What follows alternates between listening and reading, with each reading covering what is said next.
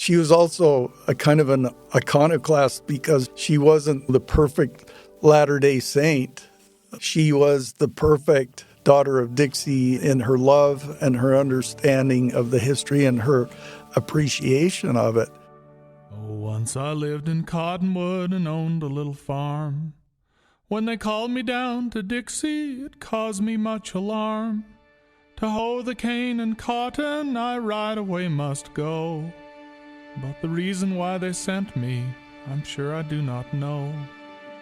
Welcome to Not Forgotten, a podcast brought to you by the Doc Booth Foundation and hosted by noted writer Lyman, who has chronicled the stories, culture, and character of Utah's Dixie for more than 40 years. This is a fun episode for me. I have a chance in the next few minutes to share with you the story of somebody that was really special in my life. I say was, but I have to say is, because her impact and her effect is still part of who I am. Her name was Mary Phoenix, and I was one of the really lucky boys in St. George because I got to have her as my fourth grade teacher at East Elementary. And then by the time I got to Dixie High School, she was teaching English at Dixie High. And I attended her. That's funny that I would say attended because I didn't get there a lot. She was a very unconventional teacher, and we had her later in the day. My friend Les Bracken and I could usually go in and talk to her for a minute and convince her that we had some things we needed to do. We needed to get to work, or we needed to run some errands. She was on to us completely, but she would say, "Sure, guys." And I think that all reflected in our grades at the end of the quarters. But she was just such a wonderful person. And when I went to fourth grade, I walked into that class at East Elementary, and I immediately felt loved. Mary Phoenix, she had her favorites, and I don't think I was ever one of her favorites, but I knew that she liked me, and I knew that she was interested in me, and I knew that she was going to be there for me. And I'm sitting here today with Ricky in the studio, and I wanted to share with Ricky these thoughts and these feelings. I look at you, Ricky, and I know that you attended East Elementary many, many years after I did. But do you have memories of any teachers that were impactful to you? I went to East Elementary, I think, for part of third grade and then shifted over to West during third grade.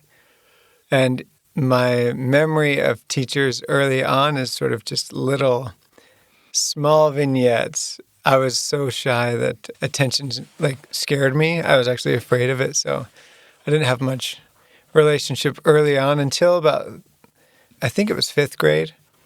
He wasn't the primary teacher of our class. He was a younger guy who came in partway through the year. But the thing that I remember about him that was this was maybe a turning point in my life was that we'd go out and play that Frisbee game where it's like Frisbee but football. I can't remember the name of it. Some sort of Frisbee game, but he would get the whole class together and he'd say, "Okay, me and Ricky against everyone else." So he was kind of transformative for me because when he gave me some attention, it didn't scare me as much as attention did previously, but it helped me to come out a little bit, come out of that fear of attention. So he was a transformational pivot point in my life. And isn't that awesome how years later, those seemingly little things are what you remember and what really made a difference? And that's how I feel about Mary Phoenix, because I always knew that she knew I was there. Mm-hmm. And I always knew that she would have my back. She was an unconventional teacher, And our class was quite unruly. In fact, we were a bunch of crazy kids in fourth grade. And I know that there were times when we probably almost put her over the edge. But she was patient with us. She was kind with us. But the real crux of it all, and how I can trace this back to being so meaningful in my life, is that she read to us every day. I've talked before about my challenges with reading during first, second, and third grade, and how the light kind of came on for me finally in third grade with Lois Wells, who took me under her wing. And so by the time I was in fourth grade, I could read, not really, I'm sure I wasn't on grade level, but I could read. But what was awesome is that Mary Phoenix would read to us every day. And I would just sit there and I would see everything she was reading. The book I remember most vividly is Charlotte's Web. I think she just loved to read that. And she was very dramatic. In fact, when she went on to Dixie High School, she taught English and drama. She was the drama teacher. And so as she read, those words just went right into your heart. And that's when I really began to feel and sense that there's something special about words. And I obviously didn't consider that I would be a writer at that time. She really planted a seed there, and it was special. I can look back now and put her into perspective. She was born in 1916, so she was born right at the onset of World War I. And by 1964, when she became my teacher, what would she be? She was further along in life. What I've learned since is that out of college, she taught for a short time, but then she married and raised two boys and didn't teach for a lot of years. Then her husband died in 1962, which was 2 years before I had her as a teacher, and she returned to the classroom after her husband died. Before you had her as a teacher in high school? Or was No, that in elementary, Okay. in 64. Her husband, Jack Phoenix, has been referred to different times in our podcast as a really beloved fellow around St. George. He was the Standard Oil distributor, and he was known as a handsome, dapper fellow. But she wasn't that old when her husband passed away, and I think that she needed to go back to work, and she had two sons, although they were mostly grown at that time. And that's another part of the story that we, all us crazy fourth graders, had no clue about at the time. We didn't realize that she had just been widowed 2 years earlier. We didn't understand that or know that. But what we did come to know in a really, I don't know, just a very profoundly tragic time in her life. Right after the holidays, I'm going to read from a story about Christmas with her and our class in that school year. But after those holidays, I think it was in sometime early February, her 19-year-old son, Bill, was killed in a car accident, a tragic accident. He was her younger son, and he was killed. And so for those of us in the class, it just hit us just out of nowhere that Mrs. Phoenix had suffered this tragedy. And Was that during the year that you attended? Yes, it was in February after, so right in the middle of our school year. And so all of a sudden, Mrs. Phoenix was gone. She was not in our classroom, and we had substitutes for a period of time. I don't know how long. It was probably a fairly long time. And then during that period, Principal Olson would come in and talk to us and help us deal with the fact that our teacher had lost her son, but we just couldn't comprehend that really at our age and didn't realize, I don't think any of us really realized what our teacher was going through at that time. And then one day she came back to class. And one of the things I regret most is that we hadn't changed. We were still crazy, wild kids. And during those first days after she came back, we threw spitwads. We did all kinds of silly things. And I remember her sitting at her desk in the front of the class just in tears. And we just didn't know how to be. And I think back at that now and just wish that we could have somehow been more of a comfort to her during that time.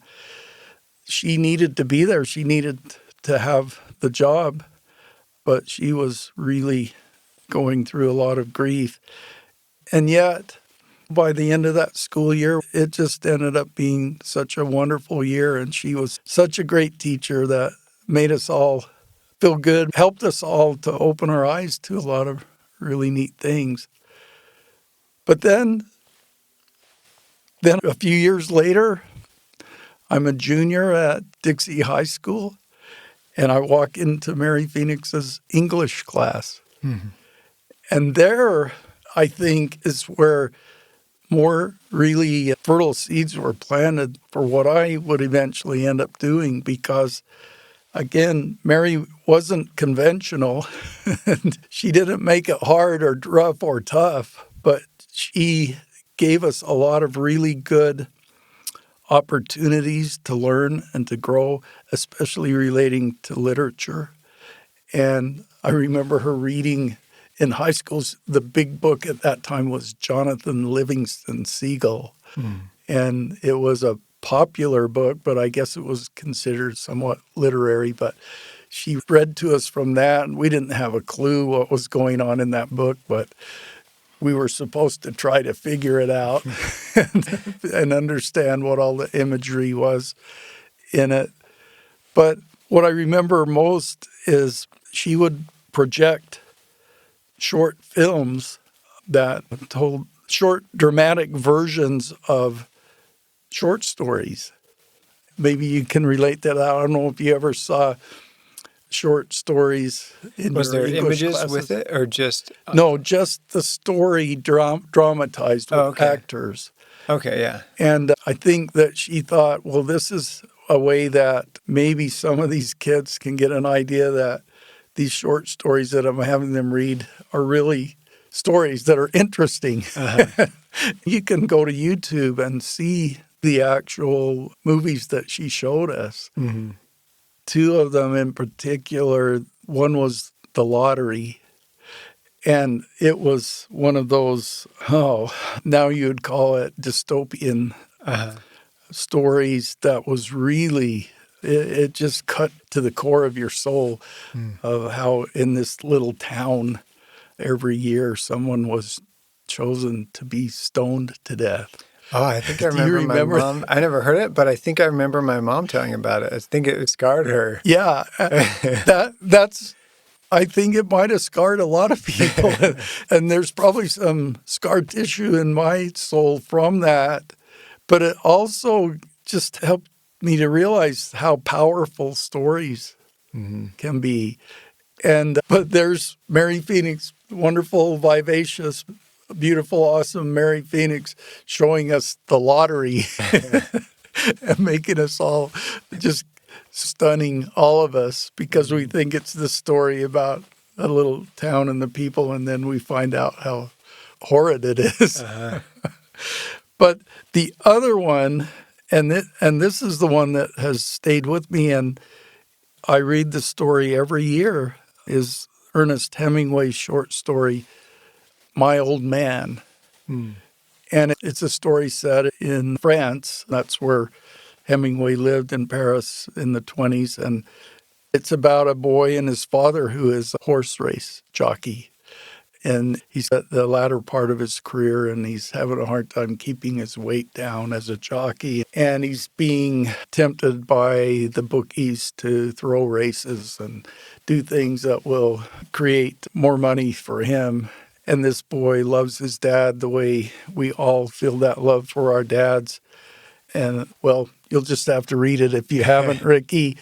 It's just a powerful short story, but beautifully written. And then in the movie that she showed us, it's Hemingway's words, and then you're seeing the dramatization as it goes. And that opened my thoughts to, okay, horses, which was a big thing in my life. So you can talk about horses, and it can be in literature. And a story about horses is really compelling. And so she just found these ways to help connect us, even though we maybe didn't learn all the elements of fiction and all of the things that you might cover in a class like that. She did things and shared things that I think made a difference. So it sounds like she's more about teaching your heart to love it rather than teaching your mind to analyze it, or... I think so. I think that she just wanted to connect us to literature and wanted to find the ways to do that, because we were just like this unruly bunch in fourth grade. We were this bunch in high school who had no interest whatsoever in sitting down and opening up a book. But in my case, she literally opened my eyes to a writer and a story that I've been reading ever since. And it remains as powerful to me today as it did then. So even if I didn't learn anything else in that class, that one thing has really made a difference. And I think that most teachers need to be very, very direct and very structured in what they do, or you're not going to learn anything. But Mary wasn't structured.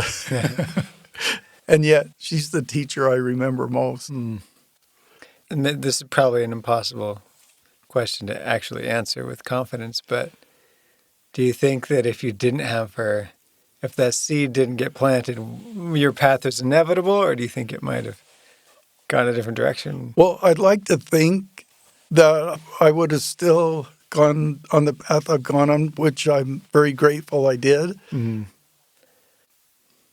But maybe not. How can you really know? But I think I'm going to share a story with you here in a minute that I wrote years ago.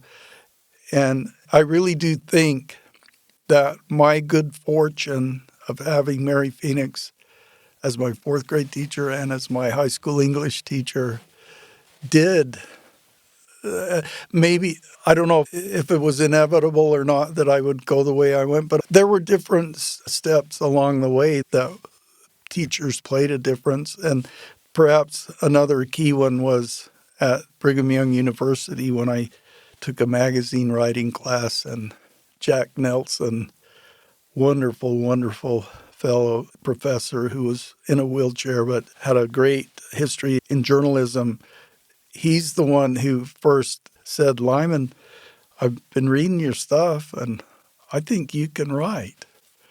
And so that was pivotal, but I wouldn't have got to there if it hadn't been for Mary Phoenix. So there's all these key points along the way, but again, to have been under her watch as a kid and as a teenager, I think was a blessing for me. Yeah. And it comes full circle because when she was in her 80s and she was not doing well physically, and she was in the care center here in St. George. And when it became quite obvious that she wasn't going to be with us much longer, I visited her a couple of times in the care center and had really nice visits with her. I got to share with her how much I appreciated her. I think that she, in another world, in another set of opportunities, would have loved to have been a novelist and a writer. In fact, in her later years, she wrote a column for the Spectrum here in St. George. It was called Dixie Diary. And she just wrote all kinds of fun things about what was going on in the community and who was doing what and who was achieving great things. And every once in a while, she would mention me in the diary when we were starting the magazine and doing all those things. And when some of my first books came out, she would comment on them. She was always very supportive in that way. And I wonder if she had that chance to write and to express herself in that column. But I wonder if she'd have had the opportunity to write. Well, I guess she did, and in some ways because she was part of a group called the Red Hills Readers, and they would get together and they actually wrote and performed different readers' theaters. Oh. And Mary would write these. She loved the history of St. George. Her family was part of the history. In fact, she was pretty much a first-generation daughter of pioneers of St. George. She was also a kind of an iconoclast because she wasn't the perfect Latter-day Saint. She was the perfect daughter of Dixie in her love and her understanding of the history and her appreciation of it. She had a chance to write some of these reader theaters where groups would sit on a stage and they each would read the part of a character. And so she got to share her creative talents that way. A lot of the really wonderful stories of Dixie that I've written and been exposed to first came to me from Mary, from her early versions of them.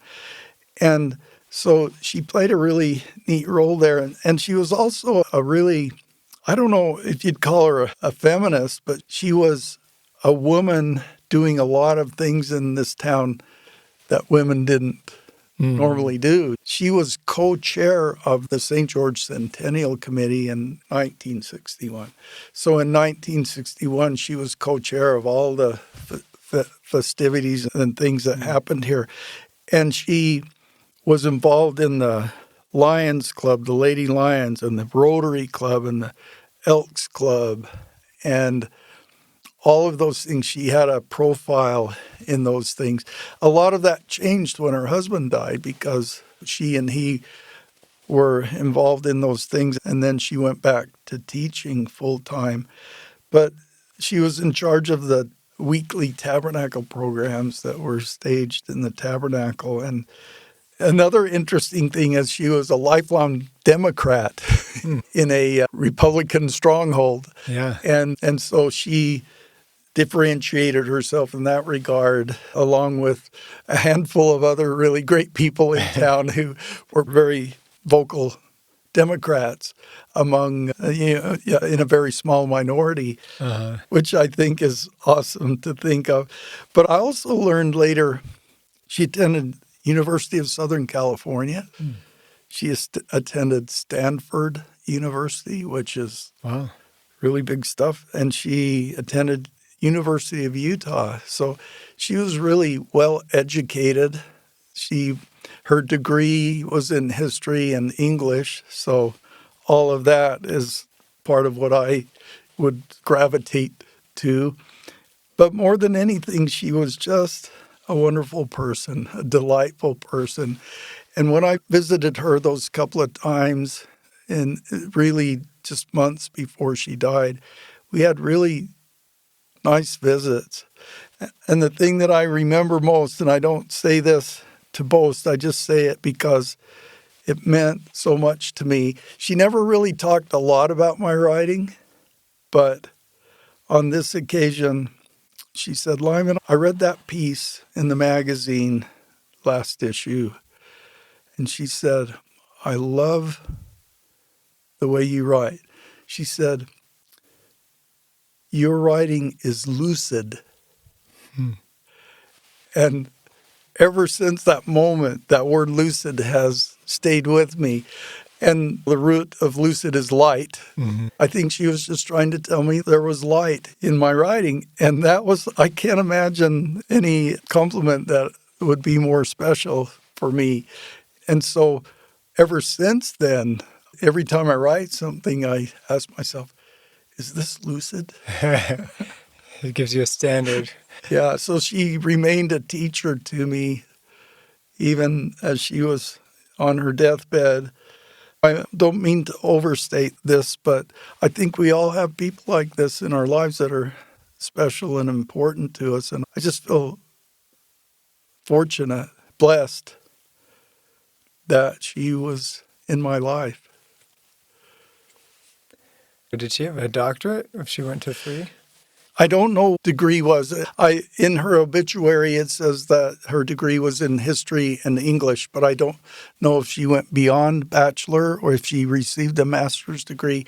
I know that she attended those universities, which for a Dixie girl, that's pretty amazing. Yeah. University of Southern California, Stanford, even the U of U. I mean, that's big stuff Yeah. for a woman at that time.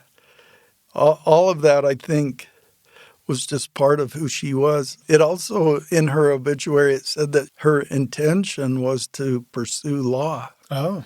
And so I don't know if one of those universities, or maybe she was heading toward law. I'm glad she didn't become a lawyer. I'm glad she was the wonderful Yeah. teacher that she was and storyteller that she was. What I'd love to do to finish this off is share a piece that I wrote in my first book, In the Shade of the Cottonwoods. It's actually a Christmas story, but it transcends Christmas. It's more a story of how special Mary Phoenix was to me in my life. And I realize as I have reread this that what occurs in this story happened just weeks before she lost her son in such a tragic manner. It's amazing how you can look back and put things into context and into perspective and realize how little you knew about things at the time. And again, I think that all of us have people like this in our lives that are special and that have made a difference. It's called The Little Drummer Boy. The day Mrs. Phoenix brought the drum to school was the day I knew I had to get the part. It was the drum, the shiny red and white drum, that did it. I wanted the part because I wanted the drum, wanted to feel it hanging from my shoulders and hear the rat-a-tat-tat as I pounded it over and over at will. A glistening white skin stretched across the top of the drum, and on the sides were bright red triangles. We all got the chance to pound it that morning. Mrs. Phoenix saw to that. She was a roll-up-your-sleeves teacher, not the traditional sit-in-your-seat kind. They must have heard us pounding that drum from one end of East Elementary to the other. It was the Christmas just after John Kennedy was assassinated, the Christmas just before the Beatles appeared for the first time on Ed Sullivan's Really Big Shoe. The world beneath my feet was changing faster than it ever had in history, but my only concern at the time was who would get to be the little drummer boy in the 4th grade play at East Elementary. I've never sought a part in a play since. Never even considered the idea of appearing on a stage, but I wanted that part even more than I wanted Christmas to come that year. I don't remember the details of the play, only that there was a lead girl part and a lead boy part, and the lead boy got to carry the drum and go pa-rum-pa-pum-pum several times on cue. At that particular point in my life, I could think of nothing more glorious than to strap a snare drum around my neck and go pa-rum-pa-pum-pum in front of all the people who existed in my little universe. But there were a dozen other boys in the class who felt the same way, and that only meant one thing: tryouts. We had a few days to practice up. Mrs. Phoenix would choose the lucky boy based on his ability to rhythmically produce the beat, pa-rum-pa-pum-pum, pa-rum-pa-pum-pum, as he marched across the multi-purpose floor. It would be a cinch, I knew. I also knew who she would pick. It was obvious who she would pick. I'll call him Jack here. And there was no question that Jill, which wasn't her real name either, would get the lead girl part. Jack and Jill were Mrs. Phoenix's favorites. They always got 100 on spelling tests, even when there were words like Wednesday and February on the list. They always knew the answers to such questions as, what is the county seat of Daggett County? And always painted perfect renditions of multi-tone southern Utah sunsets during art time. Jack and Jill were always in their seats when the bell rang, and most important of all, they always brought something educational for show and tell, like a baby brother or a boa constrictor, rather than the usual cat eye or Puri or 1963 Topps Mickey Mantle. Jack and Jill earned their spot at the head of the class when they, and only they, answered no to the question, can you see the wind? We debated that one at length, and I argued long and hard in favor of the yeses. I could see the wind, and nobody was going to tell me I couldn't. This was precisely the kind of thing Mrs. Phoenix liked to perpetuate, forcing our little minds to work. But our little minds were always working. They had begun working the first day of class when the inaugural Spitwad fight broke out. In fact, I would speculate that Jack and Jill secured their parts in the Christmas play on that very first day of school when they offered to go down to the principal's office and bring in reinforcements to help Mrs. Phoenix put down the rebellion. In spite of the fact that I knew Jack had the part sewed up, I practiced hard for the tryout. For several days I marched around the house, parumpa-pum-pumming on anything with a flat surface. But there was something about the beat that I couldn't quite grasp. I'd get the parumpa-pum-pum part all right, but somehow an extra pum-pum kept popping up at the end. Parumpa-pum-pum, pum-pum.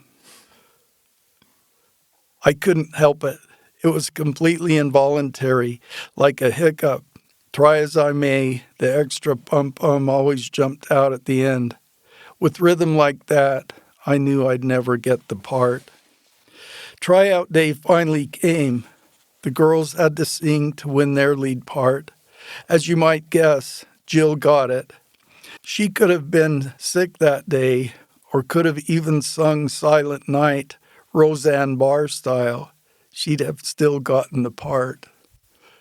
I'm going to interject here, Ricky. Do you know what Roseanne Barr style means? No, I don't. Well, Roseanne Barr, who was a comedian 25 years ago when I was writing this originally, she sang the national anthem at a baseball game, and she completely butchered the national anthem in the way that she sang it because, number one, she couldn't sing. Number two, she was just shouting it. And at the time, everyone was aware of that and talking about Roseanne Barr and how she sang the national anthem. So I used that here, even though it doesn't fit 20 years later, that Jill could have sung Silent Night, Roseanne Barr style, and she still would have gotten the part. I sat along a row with a dozen of my classmates, waiting for the big moment. One by one, Mrs. Phoenix hung the shiny drum around our scrawny necks and sent us marching to the other end of the multipurpose hall and back again, placing us on display before our peers, each imperfection of the beat magnified 100 times by the echoes in the huge hollow gym.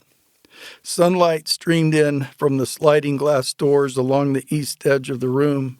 Each drummer boy marched into that light, through the lint and the dust that floated in the bright air. It was a march into destiny. My heart pounded, parumpa, as my turn drew nearer. I reviewed the beat in my mind.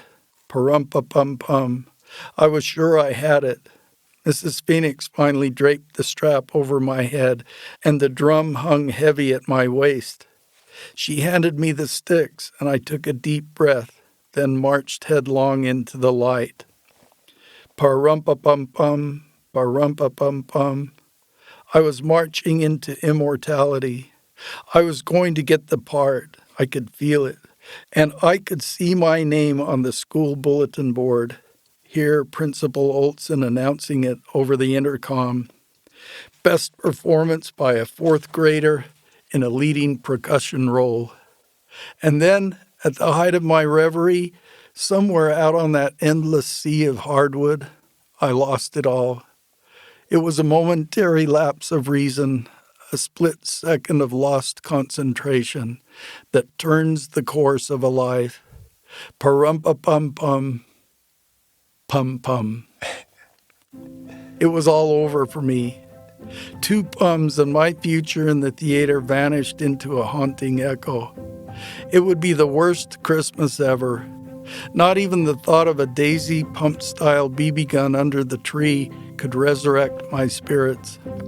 I sat down and hung my head as Mrs. Phoenix proudly announced that Jack would play the lead in The Little Drummer Boy.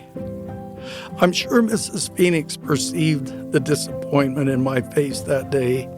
My sadness might have been the very catalyst that sent her to Hearst's Variety or Pickett's Hardware, or wherever it might have been that she got the drums. Whatever it was that prompted her, it was a wonderful thing she did. It was probably the thing that made her my most memorable teacher ever. On the day of the play, Mrs. Phoenix called all the extra boys aside and unveiled a stack of beautiful snare drums.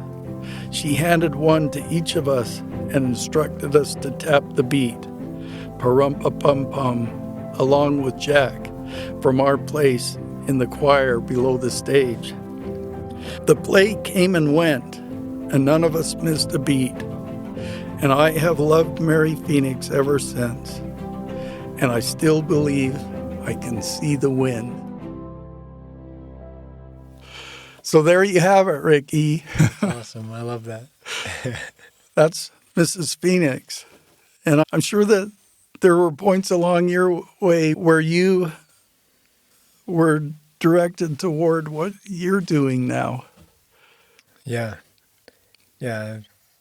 There's definitely been seeds planted by different people or experiences. And for me, when I went to Dixie State College, there were quite a few professors there that seemed to believe in my goals and visions that really emboldened me to pursue them, that I think could have really dramatically changed my course in a binary way. It took a lot of courage for you to take that course, to become a musician and a composer, an arranger, a film scorer, the kinds of things that you weren't born to do that. You weren't in a family where that was part of what might be expected. Mm-hmm. But I'm sure there were teachers that helped you realize your passion. Listening to this, how she's impacted you, that's what it's brought to my mind. Well, like when you go to Berkeley or you start getting into the business, to me it all goes back to the couple of years I had here at Dixie State College, and that influence that those teachers and professors had on me, similar to how Mary Phoenix helped you. Well, that's fun that it comes back to Dixie. Yeah. And I suppose that you or I or anyone would become what they're going to become, regardless of where they might have lived. But there's something about this place and that Dixie spirit that I know played in to my development as a child and as a teenager, and then into where I would go. And it sounds like Dixie College was that place for you. Yeah, definitely it was. That's great. Well, thanks, Ricky. This has been fun. Yeah, thank you. The Doc Booth Foundation is dedicated to empowering individuals through educational opportunities and promoting mental health advocacy.